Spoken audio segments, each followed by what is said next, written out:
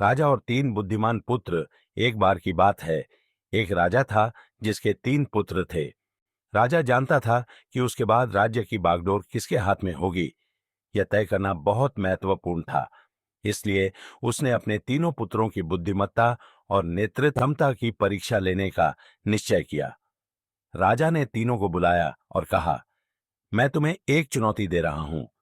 तुम सभी को एक एक सोने का सिक्का दिया जाएगा और तुम्हें इस सिक्के से महल के सबसे बड़े कक्ष को पूरी तरह भरना है। तुम तीनों के पास एक ही समय है। जो भी इस कार्य को सबसे अच्छी तरह करेगा वही राज्य का अगला राजा बनेगा। पुत्रों के प्रयास। पहले पुत्र ने सोने का सिक्का लेकर कई बोरे भूसा खरीदा और उसे कमरे में भर दिया, लेकिन भूसा बहुत हल्का था और कमरा पूरी तरह से नहीं भरा।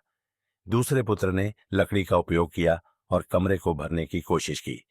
कमरा लगभग भर गया, लेकिन उसमें जगह बाकी थी। तीसरे पुत्र ने सोने के सिक्के से एक दिया खरीदा और उसे जलाकर कमरे के बीच में रख दिया। उसके प्रकाश ने पूरे कमरे को भर दिया और अंधेरा पूरी तरह से दूर हो गया।